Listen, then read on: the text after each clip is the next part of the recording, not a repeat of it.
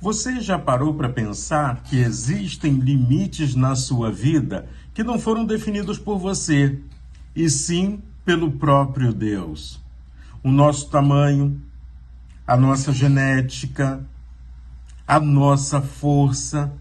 Por mais que você se exercite muito, tudo na vida tem limites. Estamos vivendo uma geração que muitas vezes não entende o que significa limites. Por isso, aconselhamos os pais: ensine aos seus filhos o que é o limite. Não com autoritarismo, mas com amor, do mesmo jeito que Deus faz com a gente. Deus define regras, define limites, e assumimos as consequências todas as vezes que queremos ultrapassar os limites impostos pelo Senhor. Hoje estamos lendo o capítulo de número 34 do livro de Números.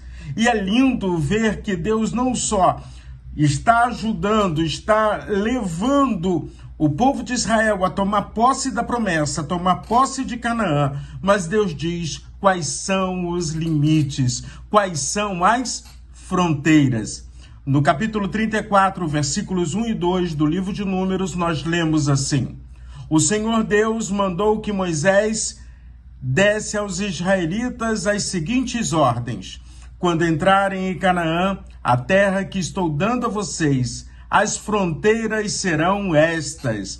E aí, quando a gente lê todo o capítulo de número 34, a gente vai vendo ao norte, ao sul, ao leste, ao oeste. E mais à frente a gente ainda vê Deus definindo como é que será a divisão da terra. Mas aí vamos voltar aos limites. É Deus quem define o limite. Você vai tomar posse da promessa, mas o limite é esse.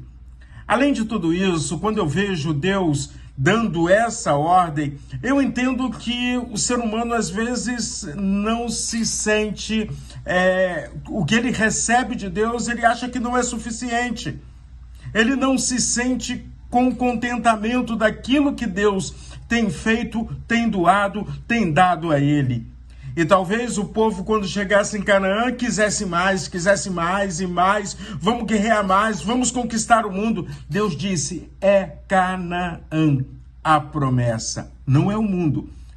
Quando a gente pensa na conquista do mundo, nós vamos olhar para Jesus, quando ele olha para os discípulos e diz que agora nós vamos conquistar o mundo, não de forma guerreira, não matando gente, mas propagando o evangelho do reino, transformando tristeza em alegria, dor em cura, morte em vida, vida eterna em Cristo Jesus. Mas aí então olhamos o seguinte: Deus, voltando ao capítulo 34 do livro de Números, Deus define a promessa. Até aqui o povo está caminhando na promessa. E agora Deus diz assim: olha, vocês vão tomar posse da promessa que eu preparei para vocês. E a promessa tem esses limites. E vocês vão usufruir de tudo aquilo que a terra tem para oferecer a vocês. Lembrando, limites impostos por Deus não é prisão, mas proteção. Deus protege o seu povo, Deus cuida do seu povo. E ao mesmo tempo, não queira ultrapassar o limite daquilo que Deus preparou e determinou para a sua vida, porque senão vamos ir contra a vontade dele e, consequentemente, iremos sentir dores, iremos sofrer. Deus tem o melhor para a minha vida, Deus tem o melhor para a sua vida. Por isso, ele está conosco em todo o processo, em toda a caminhada, em toda a jornada. Quando eu continuo vendo tudo isso, eu quero chamar uma outra atenção sua. A promessa de Deus para Israel, ela é coletiva. É o princípio, o propósito que precisa ser vivido pela comunidade. Quando eu penso numa promessa coletiva, eu volto para o diálogo entre Pedro e o Senhor Jesus Cristo, quando Jesus diz: sobre esta pedra edificarei a minha igreja e as portas do inferno não prevalecerão contra ela. Infelizmente, o mundo moderno vem se tornando cada vez mais egoísta e individualista. mas nós precisamos resgatar a visão das promessas do Senhor. Deus tem uma Canaã preparada para você, mas Ele não quer que você tome posse da terra sozinho. Faça parte de uma congregação, de uma igreja, de uma comunidade cristã, de fé.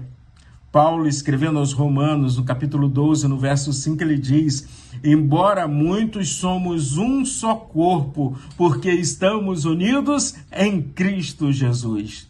É tempo de se posicionar, é tempo de permanecer dentro da vontade de Deus.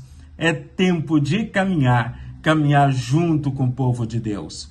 Deus define as fronteiras e nos chama para vivermos dentro dela. Então, se aproxime do Senhor, se conecte com Deus, caminhe com aqueles que estão vivendo o mesmo propósito seu, de obediência ao Senhor.